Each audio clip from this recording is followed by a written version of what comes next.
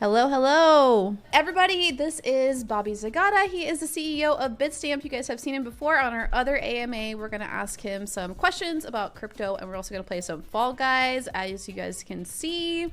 So hopefully we can have some fun and answer any questions you guys have about crypto and Bitstamp. Should be good. Psyched to be here. I'm a little bit envious of all of your cool kind of accoutrements of your character. I know, yeah. I have run a few rounds before, so I've gotten some loot here with the crown and the little scarf he's got going on. Well, if I wasn't already insecure, I am now, Luxx. I got you, don't worry. All you gotta do is ready up. I think you just press like ready at the bottom, but you're on Switch, so I don't know if it'll be at the bottom. There you go, yeah. I'm in. Nice. Before we go too far into this, I want to hear about League of Legends World Championship. Yeah. Okay, did you watch any of the finals? I did not, but I got a lot of updates from our Immortals team. Yes, it was incredible. Evidently it was historic. It was historic. Yeah. It was great. It was basically like two really well-known players that were super, I guess, a lot of fans, and they were kind of like two titans going against each other in the final games. It was 5 games, which is like the maximum amount of games, and every game was really, really competitive. So it was really awesome. And the team that was the underdog ended up winning. So that was the extra kind of, it just made it super epic, and there was people crying, there was laughing, like, it was just crazy. It was a very good storyline. Where did it actually take place? It was in San Francisco. And how many people, actually were in it, or streamed it, watched it? Oh, I don't even know. I think it was like, it was more than 1 million on Twitch and way more than that on other sites too. So I'm sure it was, that's just like concurrent, at one time. So I'm sure it was millions over, the whole series. It was, I think the most viewership it's ever had, like in terms of finals. I'm laughing while playing this game. I'm on the struggle bus. Yeah. I didn't realize you had to jump. Okay, got it. It's okay. So I'm sure I'm not seeing anybody, so I must be winning, right? So I must be in the first place. You got this. Oh, there you go. You're paving the way. You're in front of everyone. You're in your gamer arc, Bobby. Okay, all right. Let's just call it a rebuilding season for me. So during the championship, what are you doing as a streamer? Are you like commentating, or are you just watching and absorbing, or how does it all play out for you? Okay, so also I think you just spectate me now in Fall Guys until I get eliminated. Yeah. I'm pretty sure. Okay. What I was gonna say though is they're kind of strict about who can watch the finals, since it is a big, promotion thing. They don't want just everybody watching it on their stream. So you can watch it with your viewers, but you can't put the audio or video on your stream. You can just say like, we're watching it, and then you're kind of just like chatting with your stream. But I just took off stream because I just wanted to watch it, by myself. But some people do that where you can be on your stream, but you just can't put the video on there. Like I said, it's probably, I don't know if this is an appropriate question. Do people bet on who's going to win? Is it like Yeah. No, that's pretty popular. Yeah. There's a bunch of esports type betting. Wait, is this not me? I thought I was playing. Wait, I'm not playing. Who are we watching then? I don't know. I don't know. I think I can just exit. How do I leave? Leave show? Wait. I'm sorry. I haven't played Fall Guys in a minute. I don't know what I'm doing either. Yeah, I'm also trying to exit. I don't know what I'm doing either. Okay, I think Um, I'm just gonna exit and then we can start a new round. There we go. We can just start a new round. okay. Oh, you're spectating. Okay, I think just press I'm trying to think what it is on the Switch. The minus or the plus button, I think. And Well, then I'm reloading. okay. No. Okay. Um, I don't know if it eliminates us, but I maybe. Anyway, go on, Bobby. Sorry, we're having some Fall Guys struggles. yeah, really. Um, well, so tell me, how is your crypto investing going? It's going okay. I mean, I feel like the market's still been a little rocky, so I can't say I've made any crazy gains recently, but my Ethereum is still holding as strong as it can hold at the moment. So Yeah, the market is what we say very flat right now. yeah. There's not a lot of activity going on, and I attribute that primarily to the macroeconomic environment. There's just so much Yeah. uncertainty and headwinds and all that stuff going on. I mean, Um, the market outside of crypto is pretty much the same as well, it's just quote unquote yeah, recession. I absolutely. don't know if we're actually in a recession yet, but recession. So, Yeah, so it's to your point, stock market, all the other kind of asset classes are in a very similar situation where everybody is just waiting to see what's going to happen. The midterm elections, of course, has everybody kind of waiting on the sidelines as well. yeah. Um,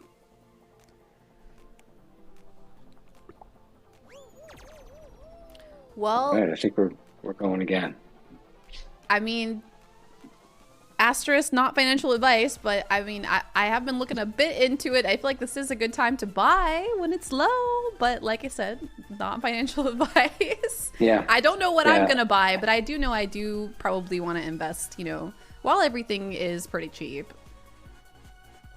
yeah. Again, asterisk, not financial advice, but from my standpoint, that's how I feel about it.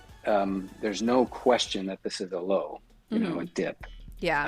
The question is, how long will we be in this dip? Yeah. So I think anyone who's investing, shouldn't be investing with a short-term lens. Like, I want to get out in a month. That's probably not going to pan out like you might hope. More like if you're thinking in terms of a year or longer, then it should be. If history is any guide, it should be a super positive kind of investment. Most of the major tokens anyway. We do see on Bitstamp a lot of investing still today. A lot of people buying on the low with a long-term focus, as I mentioned, and okay, now I'm in it to win it. How did we get the same map twice? I don't know either. I'm kind of glad though. Yeah, you get the practice so the first time. Clobbered. No, but I agree with you. I've seen a lot of videos about how, this stuff is cyclical and it is going to go back up. But like you said, it's not going to be in 1 month. It's, it takes years, just like, the regular stock market or the markets, out of crypto as well. So it's going to be a year type of investment versus just like, oh, in 1 month or 1 week I'll sell for a profit or whatever. So I definitely agree with you on the current state. Yeah, I think on Bitstamp, there's several things that keep me optimistic and keep me excited. And one of them is that even in this kind of difficult market environment, there's still people signing up every day. We get a couple of thousand new signups every week globally. These are people who have learned more about the marketplace, about the opportunities, and they've made the decision to get more involved, which is even if they're not trading a lot given market conditions, it gives me a lot of encouragement that there's still a lot of belief Yeah. in the crypto markets, and there's trust. I think we may have chatted a little bit last time about this survey that we did Um, all right, am I supposed to? Is this going to reload us for the next round, or do I Yeah, have to I think we're still play? in. I'm pretty sure we didn't get eliminated. Um, and then in that survey that we did, the scores were very high. We were testing for sentiment, and we surveyed 28,000 people, and about 5,000 companies, and we asked them to what extent that they trust crypto, or they feel that crypto is becoming mainstream and will be productive, et cetera, et cetera. And the numbers were quite high, kind of 67% on average across different geographies. People had high trust for crypto. Interestingly, in developing economies, like in Africa and in Central and South America, and some of those economies, the trust for crypto was even higher. It's like 85%. They actually trust it more than they trust their fiat currency, which is an interesting dynamic we should talk about. Um, It's but that decentralization for sure. yeah, well, in certain countries, unfortunately, the citizens can't like they generally can't trust the government and their institutions like their central bank. And because of that, those countries have like incredible inflation year after year after year. And so hardworking people, try to save their money so that they can retire, and their money just evaporates because of high inflation. The value of their money just drops to nothing, and there's a lot of corruption, and there's other challenges. So in those jurisdictions, Bitcoin and cryptocurrency in general is like a lifeline. It's not a luxury. It's not an investment. Hey, I think I might invest $1,000. This like gives them a means to manage their wealth and manage their money without having to depend on a government that they don't believe is reliable. So I think in this country, we take for granted some of that stuff.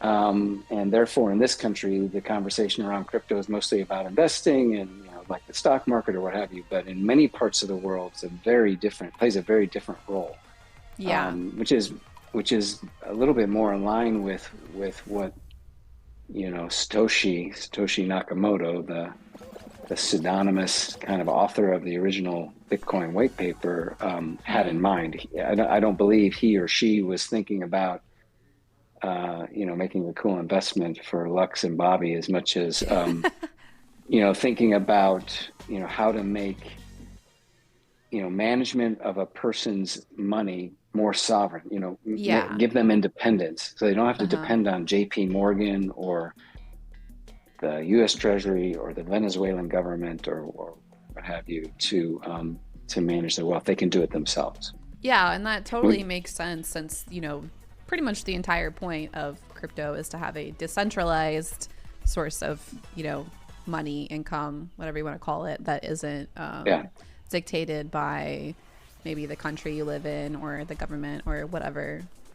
So that completely makes sense. But yeah, there has been a lot of interest, and I feel like it's a good thing that there is interest in people wanting to invest, other than just looking for a decentralized coin, as well as wanting to find something that's going to be big and something that they want to put their holdings into. It's definitely a good thing. Yeah, So for that's what sure. I've looked to do in the past and do now. So I mean, Well, the other thing that is really encouraging to me, to your point, is the rise of use cases, right? So, the primary use case for Bitcoin and for crypto in general has been kind of payments or money transfer between individuals, and that's still a very, very important one. A lot of people, even immigrants in this country, they want to send $100 to their parents in Mexico or wherever, and today the only or prior to crypto, the only way they could do that is via a third party like Western Union or some other, and they charge incredibly high rates to do that, like 18%. You want to send $100, it might cost you $18 of yeah. that hard-earned money just to send it to your parents in Mexico. So with crypto, it's there is no cost, and you can manage it yourself, et cetera, et cetera. So that's kind of the core use case. But what I'm seeing is more and more really interesting use cases come to light for new types of tokens. For instance, some that are specific to the gaming world and the gaming community, like Axie Infinity.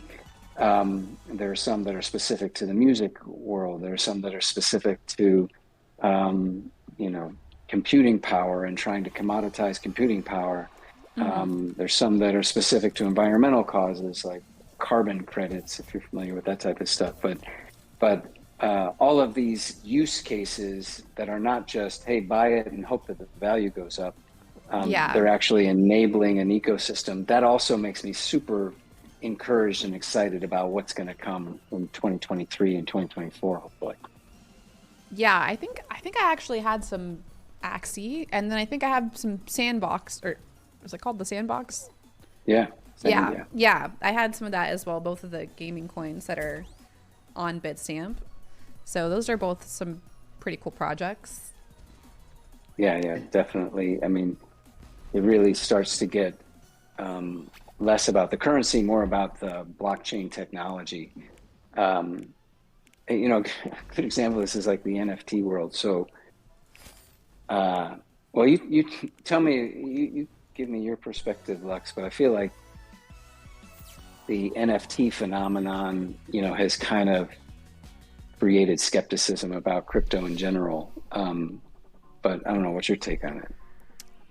Yeah, I definitely feel like there has been a lot of negative and positive stuff about NFTs, but especially on social media, I feel like there's some negative stuff that, maybe misconceptions people have. But I feel like a lot of it is just kind of like misinterpretation, or maybe not knowing enough about NFTs, because just like anything else, there's going to be negative things about certain projects and positive things about project. Everything has I guess pros and cons, whether it's NFTs, video games. It's not, not everything's going to be positive, and I feel like some people just only focus on the negatives and make it seem super I guess villainous when it's not really, but maybe that's just my opinion. What do you think? Yeah, that's what I feel, and I fear. I'm afraid that people see an NFT of a Bored Ape being sold for a lot of money, and people buying in hopes of their Bored Ape becoming very, very valuable or what have you, and they think, oh, that's what crypto is about, or that's what NFTs are about, whereas, at least speaking for myself, I look at it totally differently. I mean, that art use case is kind of interesting, and what someone might think is cool, someone else might think is not cool, like a digital image. But the real power of it is about ownership, right? Blockchain technology can establish ownership forever, in a way that doesn't depend on, hey, why don't you say we play the same game? I don't know. Again? I think I've put us in a queue that is everyone just queuing up for this one map or what? It's probably my fault. I'm sorry. I'm going to get better and better at it, though. I'm sorry.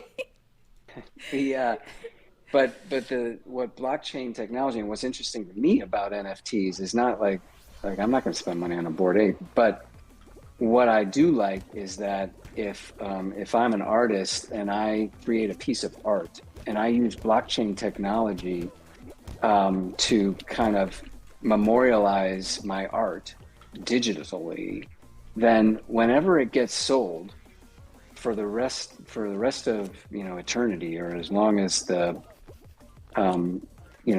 blockchain is around, which I think will be for a long time, then whenever that piece of art is sold again, the artist can get a slice of that pie, of that revenue. Whereas in today's art world, most artists, they end up retiring very poor, right? They sell their works when they're in college for $200 each, and then 20 years later or 30 years later, they get sold for $5 million, but the artist doesn't see any of that. The artist's children never sees any of that. It's just gone to the ether. So, Yeah. so that to me is the power of NFTs. It's not the Bored Ape. It's this is the ability to use this technology to establish ownership and origination, and then use that to manage economics. Without depending on Sotheby's or some art critics who might have a vested interest. So I think that's super powerful. But to your point, I think the Bored Ape thing and kind of that phenomenon, whenever something gets so overhyped, kind of gives everything a bad name. Yeah, and I mean, there are definitely NFT projects that are, have like the negatives that people talk about, but there are also, like you said, NFT projects that are super, they have a good message and a good objective, and there are a lot of NFTs that are by solo artists as well, which is something that's necessary for digital art that's coming up. We previous to like this generation didn't have a lot of digital art, and now it's one of the main things online for artists is to have basically be a solely digital artist. You don't have any physical art, and if they can monetize that properly and have a thing that says this is mine, basically a receipt, proof of purchase, then they can have an actual income, which is incredible, because it's not really the same as having a material physical piece of art with paint on it. It's on the computer, so it makes sense that the receipt would also be on the computer and digital. So it's totally an amazing idea. But like you said, the Bored Apes or whatever, all that stuff kind of just gave it a little bit of a bad rap and may have put some people off of it. But I definitely think it's a situation where if people kept an open mind about it and tried not to take everything that's said online quite as oh no, I fell off quite as literally, then just do their own research. That's what I always tell people whenever they ask me about crypto. I just say definitely do your own research, look into it yourself, check multiple sources, don't just go off of what one person says or one article about what you're looking into, and decide for yourself what you think about the coin or the NFT, whatever it is that you're researching. Yeah, I if I could add to that, like when people ask me how to get started, and in fact in our survey that I mentioned, that was one of the biggest barriers is something like 44% of people said, I really want to participate, I don't know how to get started. So my answer for that, for what it's worth, is, go to the Bitstamp Learn Center. So if you go to bitstamp.net, we have a Learn Center. You've been there. Mm-hmm. And it's kind of curated, bite-sized information for people at all kind of experience levels, but particularly for people newer to the markets.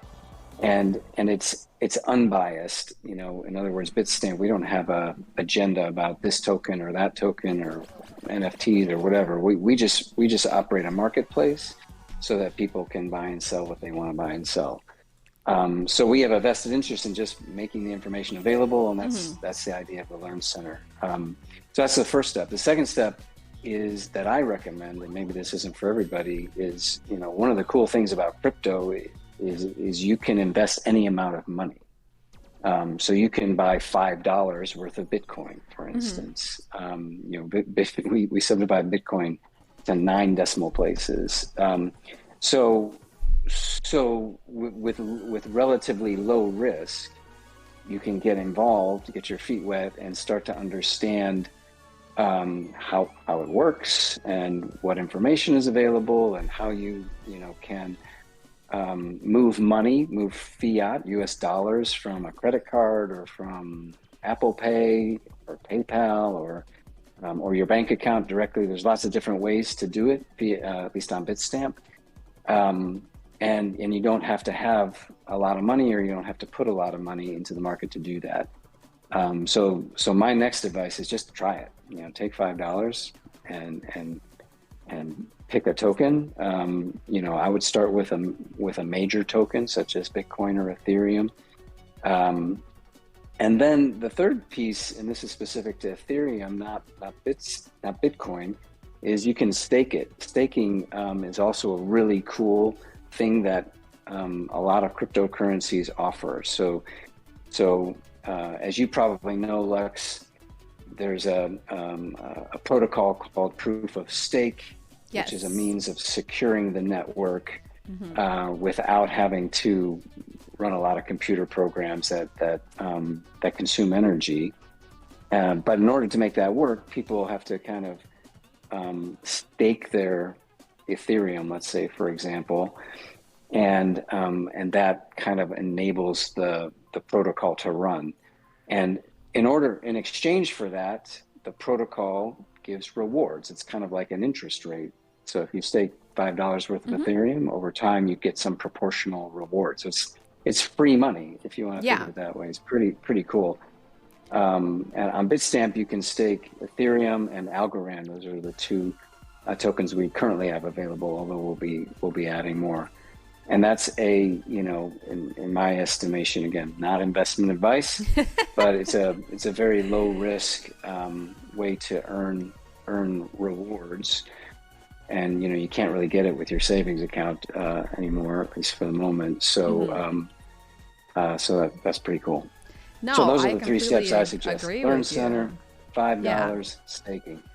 I was gonna say, like you said, you don't have to have thousands or however much to invest in crypto. You don't have to. I do feel like, I agree with you. A lot of people feel like you need a lot of money to invest. Same. People feel like you need a lot of money to invest in anything, but with crypto, you really don't. I am a streamer. I'm not super rich or anything, and I don't have $1 million invested in crypto or whatever, but I've got enough to where it's just a small amount and I'm making money. I have some Ethereum and Bitstamp earn and making a little bit in there, and it's like you said, it's free money. I don't have my whole net worth in there, but it's something, and it's getting my feet wet, which I had previous crypto experience, but I'm just kind of reiterating what you're saying. But yeah, you definitely don't have to invest a ton to get started and just kind of see what it's about. Yeah, totally with you, 100%. So like we started to talk about last time, I'm interested if you have, what are the other kind of areas of skepticism you might be aware of from your audience or your travels or the people that you're talking to? Are there any other kind of like, I don't like this about it, or I don't understand this about it, anything that I can help with, really? I think one of the main things I hear, especially about NFTs, is the environmental impact. And I think we touched on this just a little bit in our last AMA, but maybe we can talk about it just a little bit more. I do think a lot of people are either don't know what the environmental impact is, or maybe they think it's a very heavy environmental impact, and it's kind of, I guess there's kind of like a fear-mongering situation in some circles where people are saying it's the worst environmental impact ever, like stuff like that. I've definitely seen stuff like that. And what's your take on it? Or maybe you can give us some more information on it. You don't have to have a take. We know that you know the facts, so you can give us the facts about it. Yeah, so it's not super relevant with NFTs. For the most part, those are on the Ethereum blockchain now, which has recently transitioned from what we call proof of work to proof of stake, and proof of stake network management or protocol management is about 99% more energy efficient than proof of work. Yeah. Now there's a lot of different opinions about other components of value with proof of work, but oh boy, this is getting ugly. Sorry, I'm not interrupting you. It panned to your fall guy, and I had to laugh. So So proof of stake is super energy efficient. It doesn't rely on the computing power to secure the network, and so that's kind of step one. Hmm. Um, Bitcoin is a proof of work protocol, and is not likely to change. So that one does consume quite a bit of energy, Hmm. but I do think this topic is generally misrepresented, at least in the mainstream media, at least in my opinion. So firstly, it does consume energy, no doubt about it, but so does, like gold mining and diamond mining. Yeah. So does financial services and banking. Hmm. There's every industry consumes energy in order to produce whatever it produces. You could argue that mining of gold has much more dire kind of environmental impact than Bitcoin mining, where you're not Hmm. actually digging into the earth. But people don't seem to talk about that very much Yeah. in relation. So, I think, and people, seem to be quite comfortable with gold, either in terms of, jewelry or in terms of investment. So I think that's a little, perhaps biased. And then secondly, the real question is not in today's world is not just how much energy does it consume, but how much of that energy is renewably sourced. Yeah. That's the real question, unless we're like prepared to go without power, which we're not, right? So instead of like, we're not going to say like, okay, no more electricity. We're going to say yes, electricity, but let's make sure it's generated with renewable sources. Hmm. And same thing with crypto mining.